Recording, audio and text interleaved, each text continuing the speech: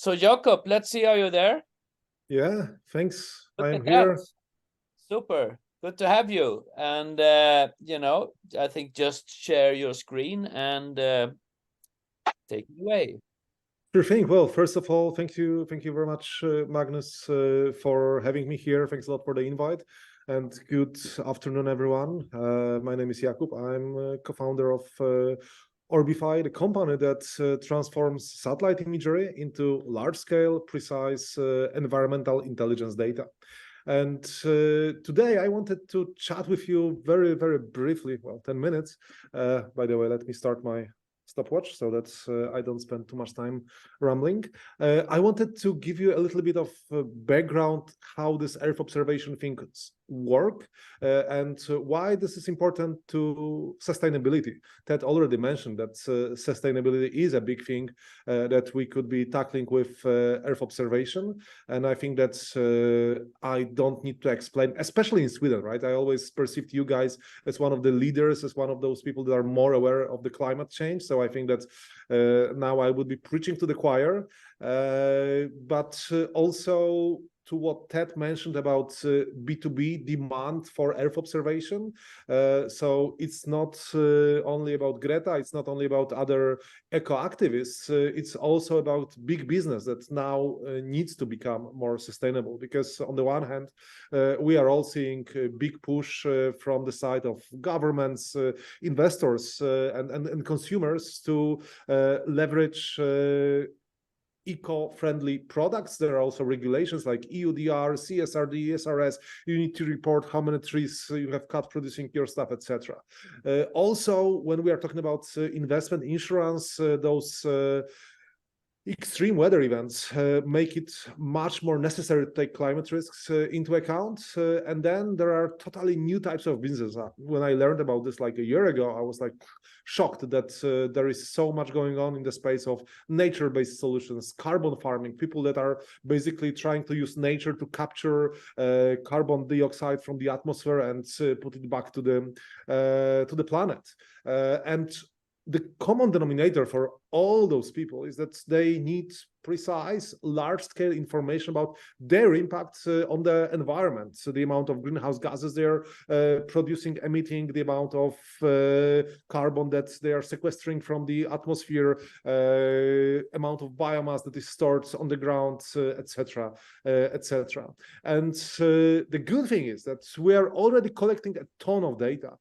I could spend probably like half an hour in this picture just explaining intricacies of all the satellites, but let's just say that right now there is over 1,000 satellites orbiting the Earth, collecting terabytes of data every minute, and they are doing this using various areas of the electromagnetic spectrum. Some of these satellites are working purely in the visible spectrum, but there are some that are using infrared to collect some more information about vegetation. There are some satellites that are using radio or microwave to also better understand what's happening on the planet.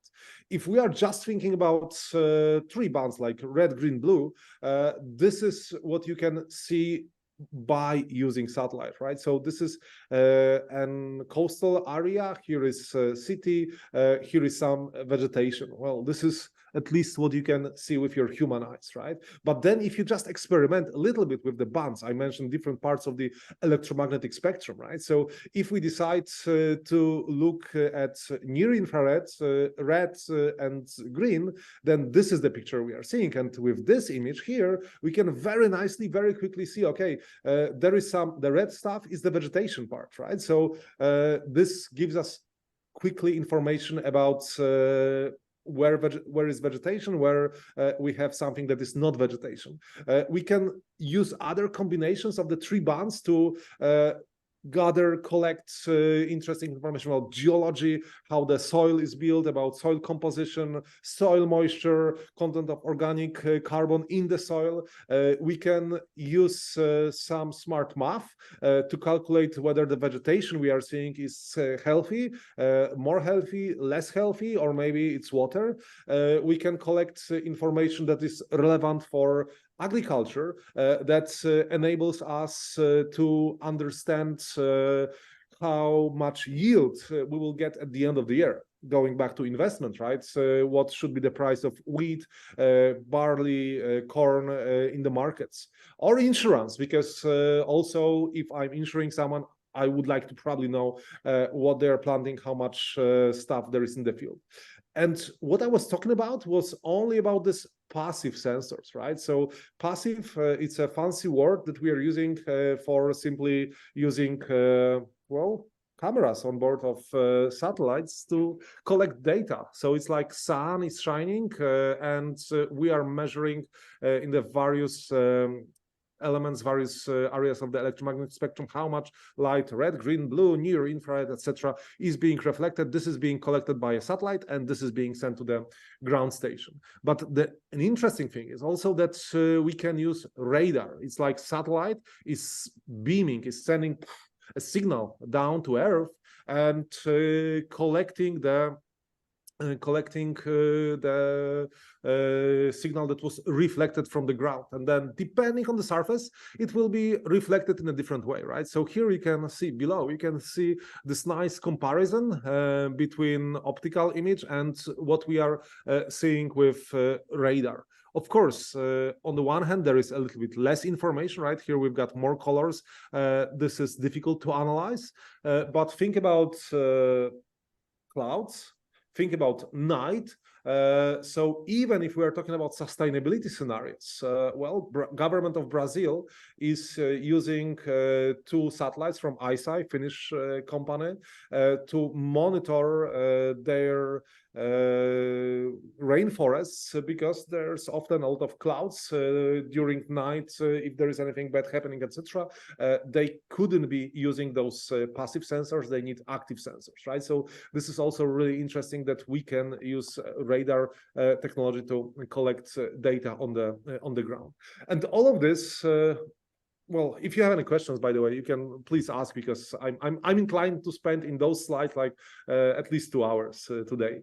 But being mindful of the time, well, this is really cool that we are collecting all of those terabytes of data, because half of climate variables are measurable only from space, right? So there are certain elements, there are certain aspects of the climate change that we can measure from the ground, but half of variables can be measured only from space. So knowing that over the next couple of years, the amount of data is going to increase by an order of magnitude makes me really happy. We'll be able to measure environmental impacts better. At the same time, we are not solving the main problem, which is that transforming raw data into environmental impact is very difficult. I think that Lars, who is talking later, will also tell you a bit more about these challenges, that licensing is complicated, licensing of the data, acquiring data is complicated. Transforming this data, pixels, right, images, into quantifiable information, such as how much organic carbon is there, how much GHG emissions what's the flood risks, what's the wildfire risks. It's very complicated, requires specialistic knowledge. And this is why we built Orbify, a SaaS platform that makes it super easy to transform satellite imagery into insights, to gather the data about your climate positive projects. I will spare you the details because it's not like a sales pitch, but what is probably interesting, relevant to know is that with Orbify, you can measure insights, you can measure indicators such as land cover analysis, land cover change. You can monitor carbon stock that is on the ground. You can monitor environmental conditions, humidity, temperature. You can perform biodiversity classification. So whether this is like monoculture or polyculture of a forest, what conditions for animals is this creating.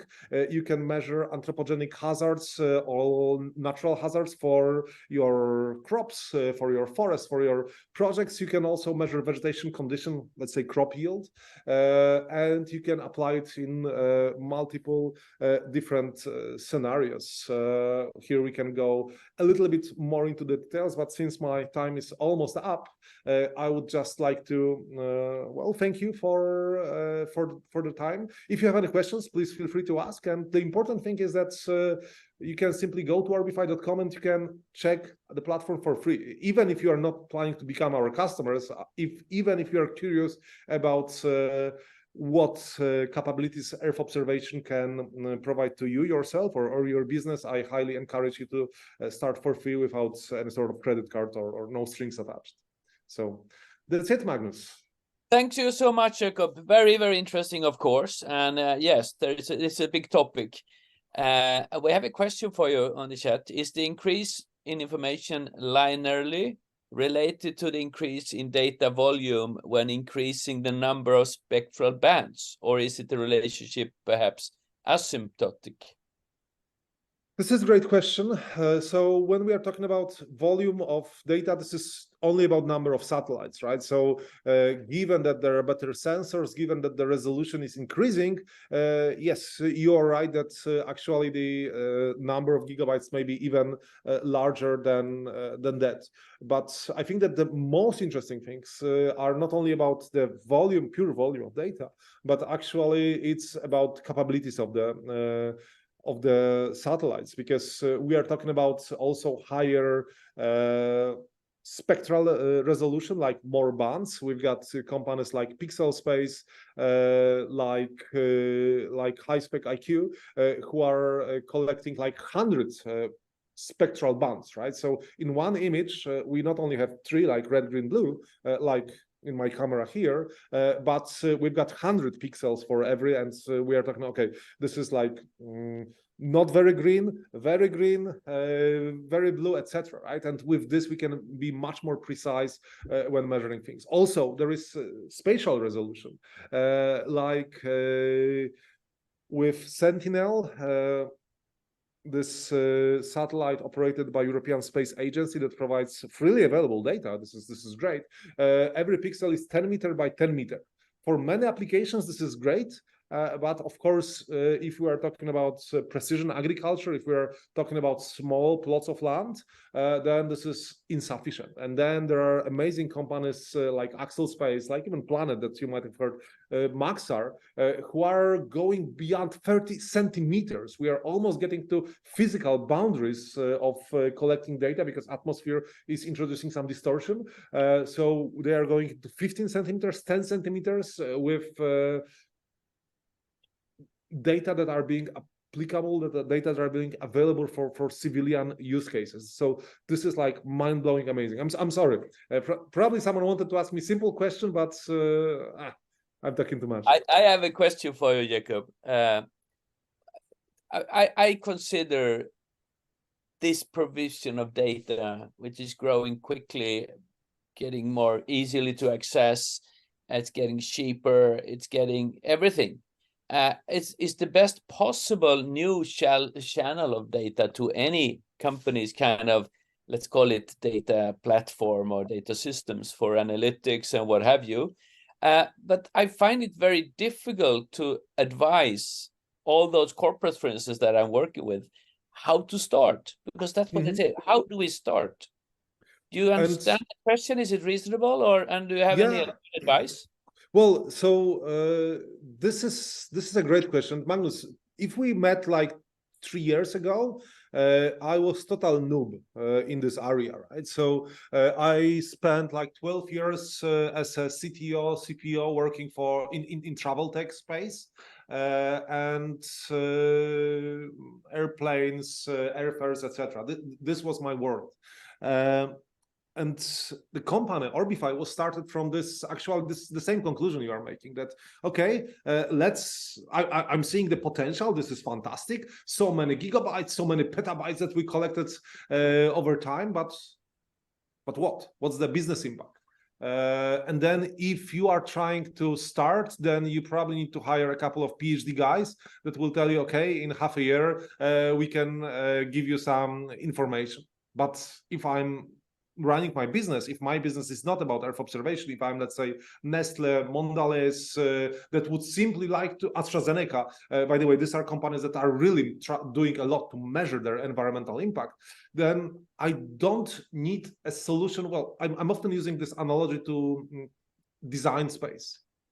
If you, Magnus, would ask me, hey, Jakub, can you create a poster for things? And you would ask me to use Photoshop or CorelDRAW, probably it would be a very bad poster. I'm dead lost when it comes to design. But if you would allow me to use Canva, then we've got a chance of coming up with something that is not nasty, at least. And this is exactly what we are building at Orbify. We are building Canva that makes it very easy to start with Earth observation. With Orbify, we are not asking you to define, okay, do you want to use Sentinel-1 or 2? What sort of algorithm you want to use? We are asking, hey, tell us what you are working on. Is it carbon offset? Is it RED+, ARR, follow, whatever? Is it maybe ESG reporting? Then tell us what area you are working on, and then we immediately give you insights. This is the approach we are taking. So, well, I'm sorry, this now looks like a sales pitch, but we are aiming at solving exactly the problem you mentioned. Yeah, I have another question for you from the audience here. How fast are the signals from start to ready to use? It depends. It depends on the satellite, it depends on the constellation.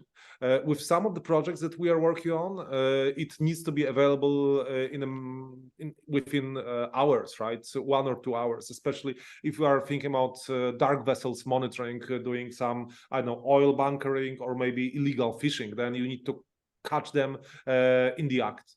And then the speed is very important. And then you work with commercial imagery providers, like, for example, Umbra or even ICEYE, who can be really quick when it comes to transmitting the data to their ground stations, and from the ground stations providing to the customers. But if we are talking about Sentinel Landsat, then it may take a day before the image is available. Okay, good. So I have no more questions, Jakub, and time is running. So good to have you. Thank you so much, and I'm looking forward to work with you onwards. Please unshare your screen so we can call on the next speaker, and then Yes, sir.